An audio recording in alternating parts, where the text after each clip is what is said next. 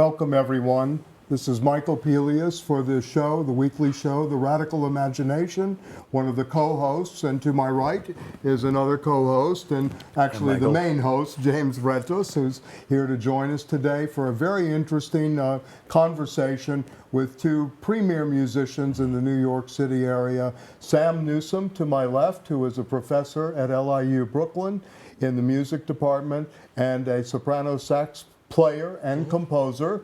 And a man of international fame at this point. I think it's 4 CDs now, 5. More? Or? I've recorded, as far as solo saxophone CDs, yeah. I've actually recorded 6. But as far as CDs as a leader, around 15. Fantastic. Great. And our other guest, who has also recorded probably as much, Stan Harrison, who is a saxophonist and a composer as well. And Sam has played with such illustrious groups as David Bowie's ensemble, Radiohead, Laurie Anderson, Talking Heads, They Might Be Giants, and many others. And he is also the founding member of the Borneo Horns, a modern saxophone group, right? Okay, so we have 2 sax players today. The general topic, as you probably have seen, is jazz lives, right? And we put this kind of in a question mark, and also jazz live, since we have 2 musicians here live with us for this conversation. And we're going to talk about the future of the genre with Sam and Stan. And I would like to begin the discussion.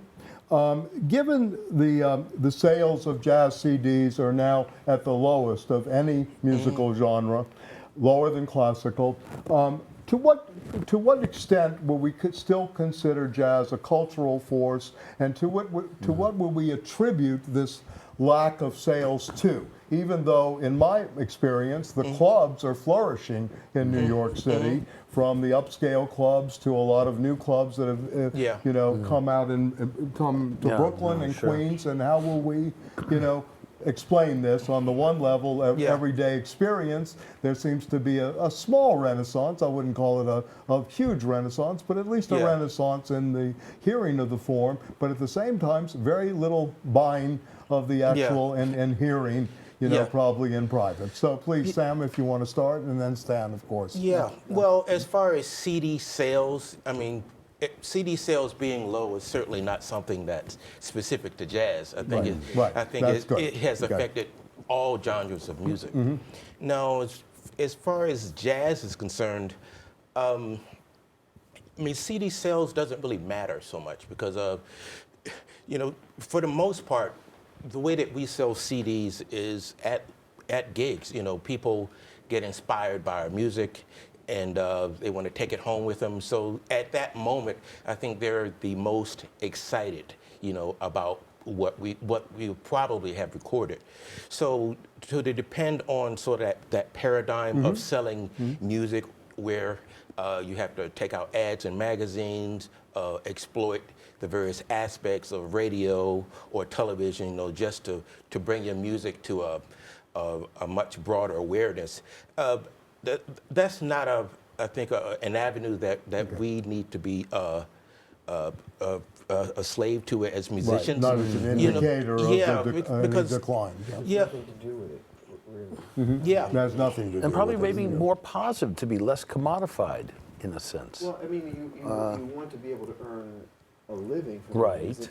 It's what's nice is that now you have to have the time and the energy, and you just be in the position to be touring and playing live a lot. To me, that's the only way that it really works. If you're just talking about your music, I'm not talking about teaching or writing or anything like that. It used to be that you could record something and make money from the sale of this music. You can't really do it. I don't know anybody who's doing that. So the only way to really do it is to go out there and play, and you have to do it constantly. And people do sell CDs, but some of them look at them as souvenirs as much as anything, because they could find this music online. You could download it. You could hear it for free Right. because everybody tapes Yeah. and records absolutely everything. I try to make a habit of buying CDs from friends that I know, or if I like the music, I try to support the artist by purchasing it, even though I know I could go onto YouTube or Spotify and hear it and see it.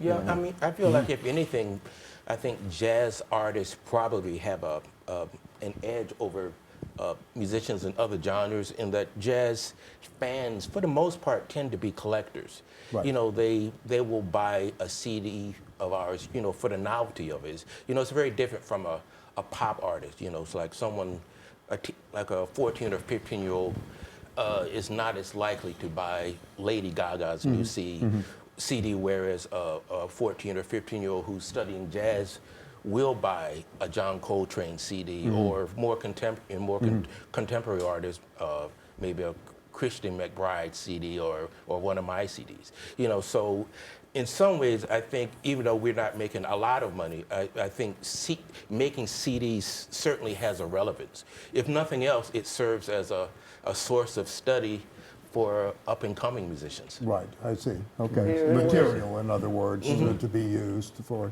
One of the interesting things to me about jazz or any music that involves improvisation is that you listen to, say, a pop tune, especially a pop tune that's recorded today, where everything is so I don't forget about the electronic aspect. You listen to one performance and you know what the next one's going to be like, you know what the one before was like, because everybody tries to replicate what was on the CD, and the live shows have a lot of recording going along with this, so they really don't, it doesn't differ all that much. I used to play in bands where I was asked to play, these are R&B bands, where I was asked to play the same saxophone solo day in and day out. And by the time the rehearsals were over, you would already be sick of it.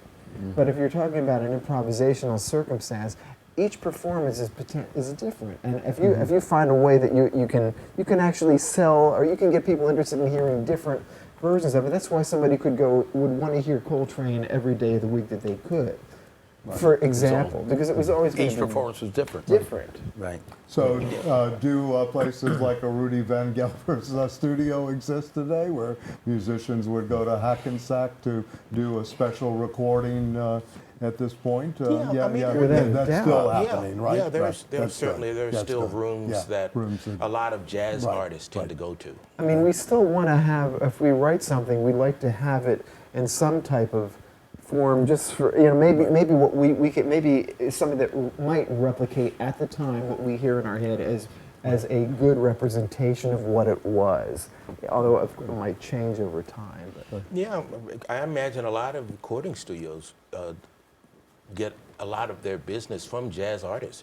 I mean, we're probably one of the few genres of music where musicians actually play together live. You know, it's not about one programming. person. Jazz really does live in that regard. There's so many great players now. I mean, there was a time, and this is before I knew Sam, okay, when I was getting very, very bored. I've been listening to jazz for a long, long time. When I was 18 or 19, I had a goal, and that was to play like Charlie Parker by the time I was 23. At the age of 23, I had to extend that by a few years, and I still do. Yes. But there was a time when you didn't move to St. Louis. Yes, I didn't. But there was a time when things became, as in your note, they became almost anachronistic. Everything was like a museum piece. I mean, there was nothing new. The form was always okay. The head, and then some improvising, and everybody would solo, and then I got to be bored by it. And I started to listen to modern classical composers. I found that music to be really, really interesting and had bite to it and fascinated me. For example, those would be what, Philip Glass and people like this, or something more different? than not Philip. Right? No, Okay. I could give you a list of. Okay. I have to think ensembles like the Eighth Blackbird. I mean, they come to mind because I just saw them a month ago. But we're talking about really great, interesting music. And then I heard a friend of my wife's, and now mine, said my son's playing in New York why don't you go and check him out? Why don't you check his band out? Now, normally when somebody tells you that, you go there and you wish that you had stayed at home. But I went and I heard this group and this sax player, and all of a sudden my interest in improvisational music, which would fit in under the heading of jazz to a certain degree, it was revitalized, it was rejuvenated, it was so good and so different and so interesting that I started to listen again with these wide open ears that had been sort of like shut off after I listened to everything Coltrane and everybody was doing at one point. What made it so interesting for you, if you could put it in words? Well, for one thing, it wasn't cliched in any way. There was nothing cliched about it. I could see where it was coming from to a certain degree, but I saw a lot of the differences in the way that the songs were put together, and the way the melodies were put together. Everything about it had, there were references to modern classical music, for lack of a better term. It wasn't the standard stuff that I had been listening to. Okay, I know I'm not being exactly clear, but there was something that was obviously fresh and interesting. And then I started to listen to more players, and I realized that, I mean, I don't know how you feel about it, but I would include you in this. There are just a lot of interesting players around today, and it seems to be, there's no loss for listening to finding great Experimenting with different forms of expression? Well, for example, this one group, I mean, listen, the sax player's name is a friend of mine. His name is Ben Wendell. And the band that I heard that one night is a band called Kneebody. And one of the things that they did, and it's not that they're the only people who ever did this, but the way they did it, it was really, really wonderful. The songs have, they signal each other when they're going to be, it's usually a musical signal as I understand. He can correct me after he sees this show if he does. But they'll move from one place in the song to another place based upon a musical cue. So the song itself might not be the same 2 nights in a row. I mean, I think there probably are an endless, a limited number of variations because there are a limited number of parts of the song. But there's something fresh happening. That's the answer to the formal question. Interesting. Yeah, please. And we're going to go to some music. Okay. But please, yes. And sort of to piggyback what you're saying, you know, I think one of the things that have enabled the music to continue to thrive and just you have so many different hybrids that have evolved over time, you know, and it's because, you know, musicians from all over the world have access to music that they didn't before. You know, if you live in Brazil, you can have access to, you know, music from India. Or if you live in wherever, Australia, like you have access to music and from people, I don't know, in Kenya. You know, so it's so easy to access that I think you have people, you know, from disparate parts of the world, and they have just a much more of a cross-cultural approach to music. That hybrids exist now that I think certainly did not exist back during Coltrane's time, and certainly not during Charlie Parker's. So I think we're living in a very great time for creative music. Unfortunately, it's not something that's reflected by CD sales. But as far as musicians or dominance on the radio and the airwaves, but even the whole concept of radio. Yes, I mean, right, that's true. I mean, there's internet radio, you know, and I think things have gotten to the point now where people can get things that are very specific to their taste.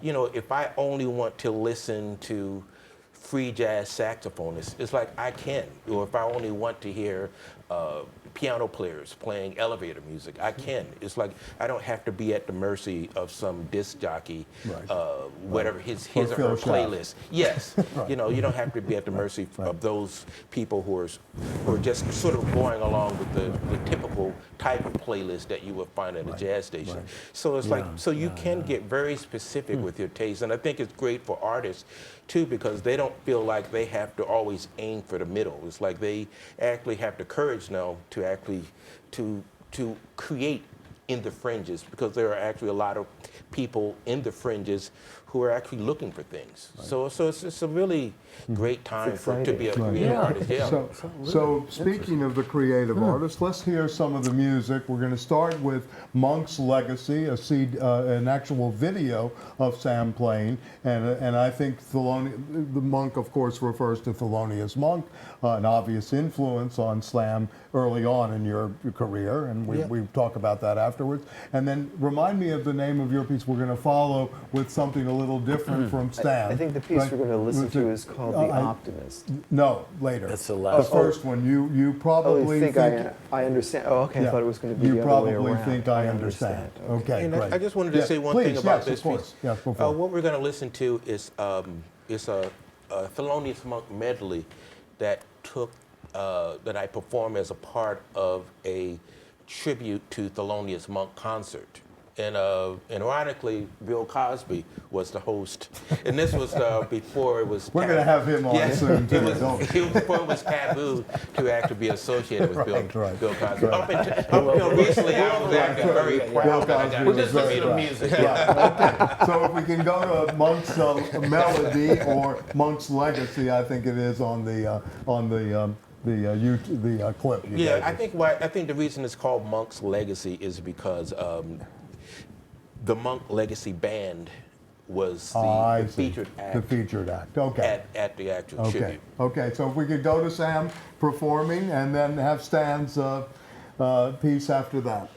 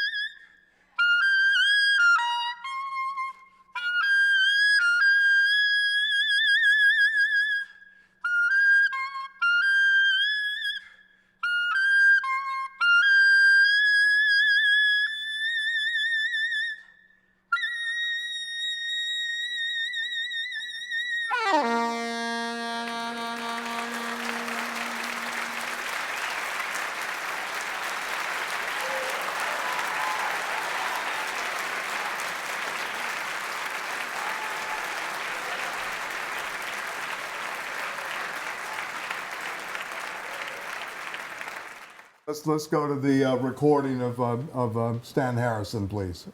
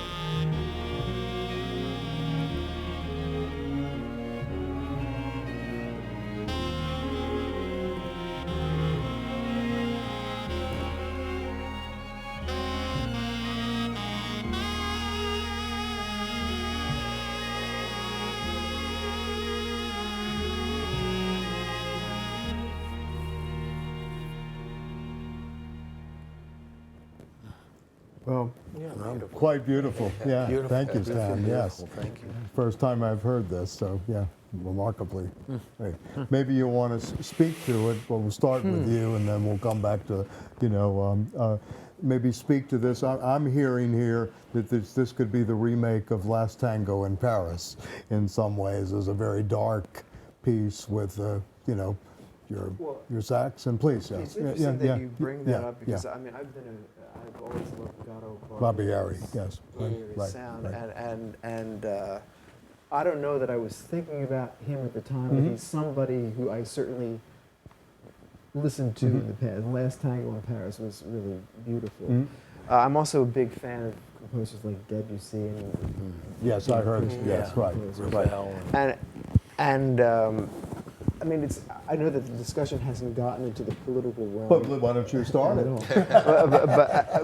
I'm waiting on you guys because I don't want to impose my will here. I was going to say that this would not bring it any closer to the discussion. Yes, I understand, but I think it's interesting in terms of form, the politics of form. Well, it could be looked at yeah. as an extremely selfish approach to music, to writing, and to playing, in that it's a highly personal piece of music, which has no, it wasn't written or put out to change anybody's thoughts about anything. If it puts somebody into a certain frame of mind, well, then that's good. I kind of know where I was, and I was just trying to write something that I really liked, something I cared about. Can you tell us a little bit where you were at because it was beautiful.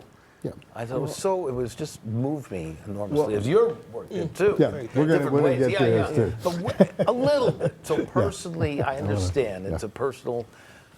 I was in the middle of a very, very, very, for me, creative place. I was writing television commercials for hours during the day with a partner, someone I worked for, a good friend who I was working for. I would get up 4 or 5 o'clock in the morning, and I would have 4 or 5, 6 hours, and I would just sit at a piano and I would write. I would just and I wrote everything that is on the record that the CD that this came from in a few weeks, in 2 or 3 weeks. And I was just in this place where everything that I was able to, I know it sounds esoteric and poetic and unrealistic to a certain degree, but I was in touch with what seemed to be some kind of something that was just it was a direct line from something to the pen and the paper and the piano. And that's usually the product of the radical imagination, the name of this show. Okay, that's happening. So finally, yes, there's we're doing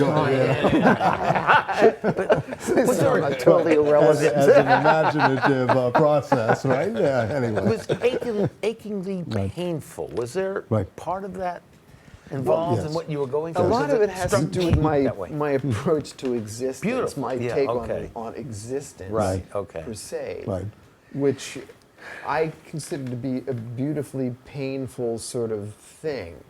You know, I don't. You know, life is wonderful, but it is also dark and deep. Yes, you know, the aesthetic category for that, which has a political element to it, is the sublime.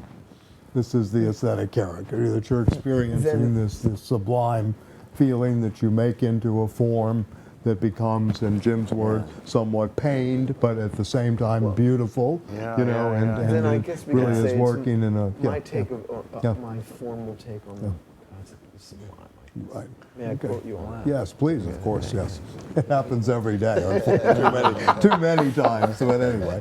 And Sam, why don't you talk a little bit about, you know, maybe Thelonious Monk for a second, the influence on you.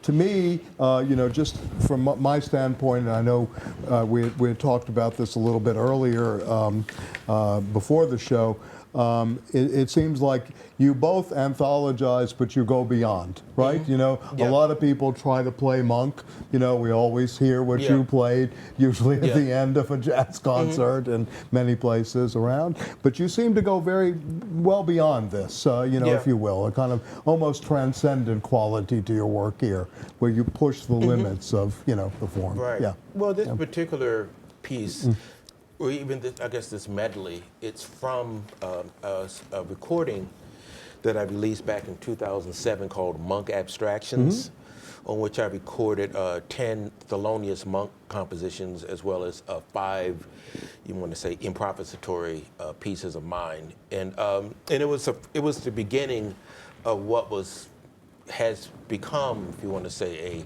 a 6-part series of solo saxophone work. And one of the reasons I actually chose the music of Thelonious Monk, you might say, for my first solo saxophone recording, was I wanted to have a format through which I could showcase a lot of the extended techniques that I was working on, such as multiphonics, various types of slap tongue, and even in other types of sound manipulation. It was a way that I felt I could meet the listener halfway. Right, You know, right. and certainly I'm open to the more traditional ways in which people play solo saxophone, which a lot of times is just playing with no real agenda. It's just sort of, it's very free flowing. But I had this idea of taking something that's typically very abstract and putting it in more of a conventional context.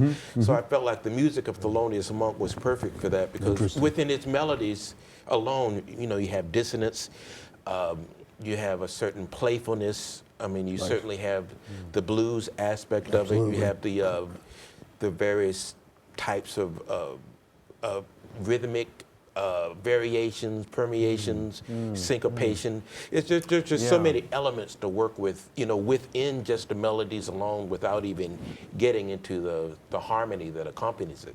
So I felt that was a great vehicle through which to I guess, to begin this journey.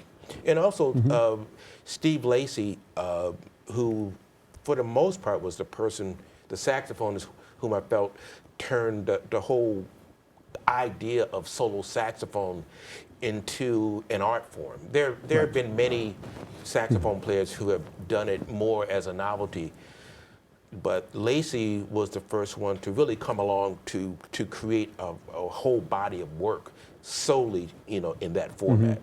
So I did have, you know, some inspiration that went into the creation of this. Interesting. And I just might mention for our audience, Steve Lacy was a very avid reader of David Hume, the Scottish philosopher of empiricism. You know, and I do remember. I had a long conversation with him, about this in Montreal, actually, years ago at the Montreal Jazz Festival, about his explorations in philosophy, you know. And ironically, Philip K. Dick, the author of Even Androids Dream of Electric Sheep, the pretext, you know, the novel behind Blade Runner, the movie, and a very incredible science fiction writer, also was a fan of David Hume's and read him avidly as well. So it's kind of interesting to see these connections of, you know, the English empirical experimental tradition and the senses and knowledge, you know, coming into the jazz form. You can certainly hear that in Lacy's music. You know, everything he plays is very purposeful. You know, even when he's playing something that's abstract, within the abstraction, you know, there's a certain clarity that you don't hear from other players whose music fall under the, if you want to say, the header of experimental or free jazz. Right. I'm going to spend spend the rest of the day. I haven't listened to Steve Lacy in a while, but I'm glad you reminded me of him. But I'm going to spend the rest of the day trying to relate David Hume to what I hear of Steve Lacy. That'll be a good way to spend the day. I can think of better ways. I just had to throw that in. I like people to read, you know. But anyway, you can do other things. Yeah, please, Jim. You start out with your music saying that you come from a very personal space, and how about you on Sam, on your work here? Yeah, I mean, would you relate to what Steve was saying absolutely. as well? I mean, what personal space? You know, where are you coming from? I guess as artists, one of the things we want to do is to tap into whatever it is that is essentially us. You know, and that's a very abstract concept. You know, it could be very hard to put that into words. You could probably most easily do that through art. And then, of course, it's left up to interpretation.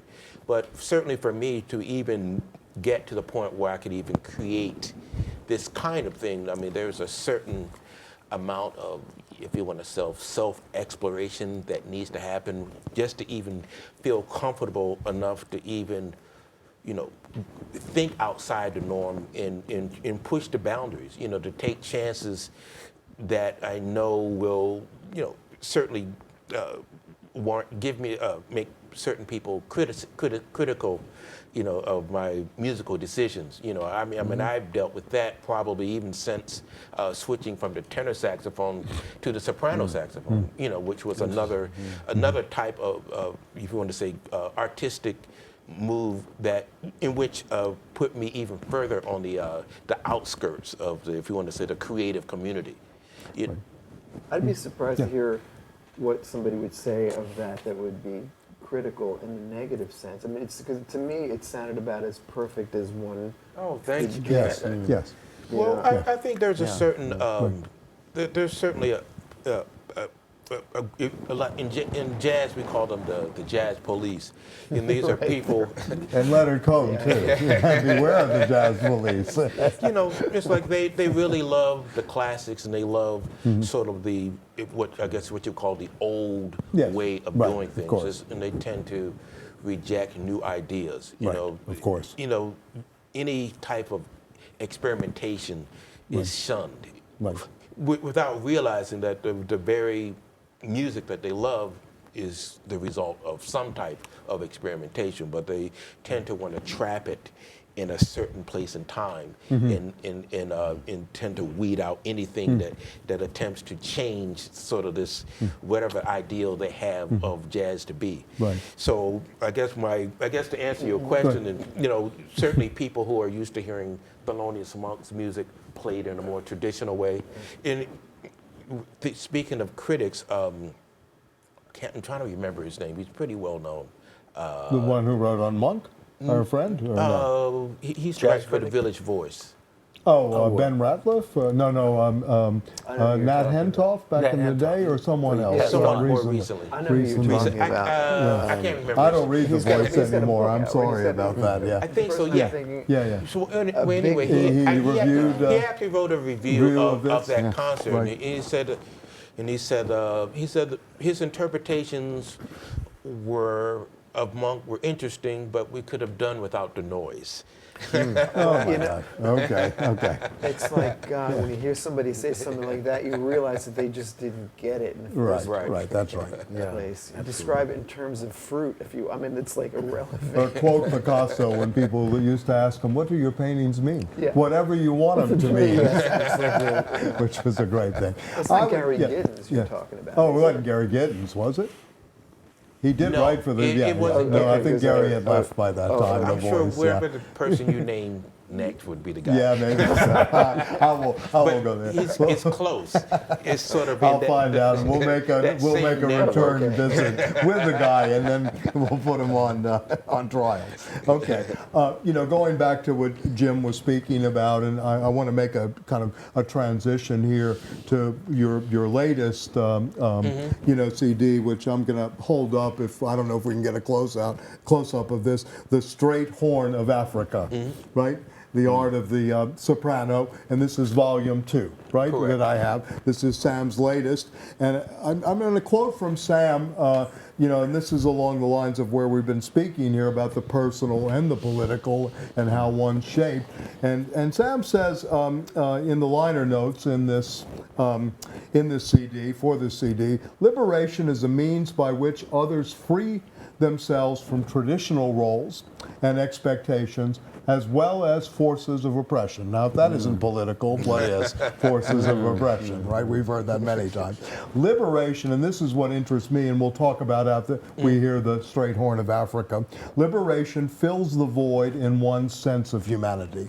So if we could go to The Straight Horn of Africa to hear that, and then we'll come back with a commentary by both Sam and Stan on this. Having our voids filled. Our voids filled. We must. Yes. Our talking voids. Our talking head voids. So you're not talking about lunch? No, not lunch. Lunch is much later. The lunch meeting. Right.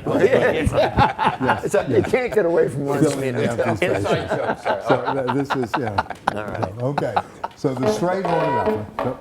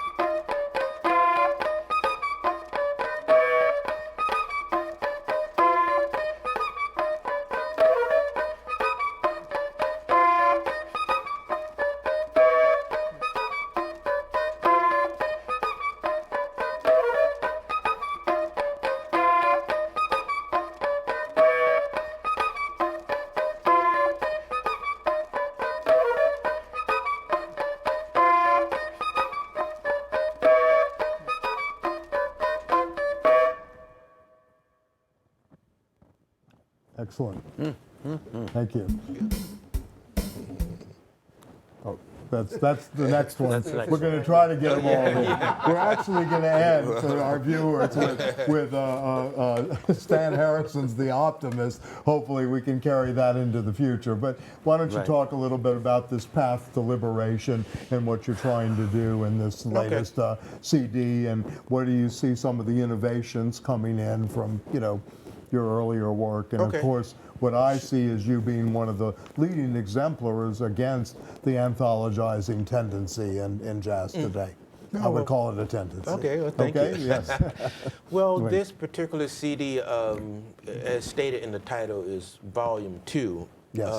The first volume was called The Art of the Soprano, just Volume 1. And this is called The Straight Horn of Africa, A Path to Liberation, The Art of the Soprano, Volume 2. Now, the title, The Straight Horn of Africa, is, you know, it's a pun, of course. Steve Lacy actually used to call the soprano the straight horn. And so, of course, the straight horn of Africa, you know, I was just thinking about the East Africa. Yes, in East Africa. Well, the whole concept of the actual CD was to sort of take these, again, just as I did with the Monk Abstractions, to take these concepts that are typically used in a very abstract way, and I apply them to really a format or the paradigm of African drumming or African drum ensemble. So you have these various rhythmic parts going on, but they're actually working together, you know, as part of, if you want to say, a musical community. Yes.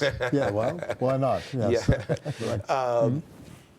So I pretty much took, and I wasn't really basing it on any specific rhythms, but it was just more of a creative process of taking the saxophone and thinking like a drummer. And what that did was it put me into a certain mindset, because I always feel like if you want to arrive at a different place, I think the thought process also has to be different. You know, it's hard to think in a conventional way and arrive at unconventional results. Right. You know, point. so for me, I felt if I could just limit myself to this one way of thinking, you know, I think the end product would be something, you know, very different from what I've done in the past. And it was very interesting recording this CD, because it was the first time I actually nurtured recording over the course of a year. You know, because of course it would be very difficult to put something like this together just going into the studio for 5 hours and coming out with the complete product. You know, so I would just lay down tracks, you know, in 2-hour increments, you know, pretty much over the course of a year. Until it felt completed. You know, Did you edit these? Interesting. Yeah. Yes, I would. I wouldn't edit the polyrhythmic parts, but just elongating the actual parts. I mean, it would be difficult for me to play like everything that was heard sort of in its entirety without mistakes. Some of it I did, but certainly I couldn't do that for the entirety of the CD. I see. And where did the mindset then leave you as a result of? Well, I guess number one, because of the actual title, it really got me thinking about Africa, and just got me thinking about just sort of the uniqueness about really how Africa in many ways has this, and I'm thinking of Africa in a very general sense, just it's, I don't want to say it's the anti-Western way of thought, but it's interesting how it has the continent as a whole has a very interesting way of getting to something very complex, but through a very simple path. Right. You know, and it's, I mean, and you can hear that, you know, certainly to me that's one of the things that I think that African American people actually inherited, was that ability to do that. And you can hear that in pretty much all of the music, from the field hollers to the blues to jazz. Have you been to Africa? Have you visited? I actually have. Back in maybe it was 2002 or 2003. I was a part of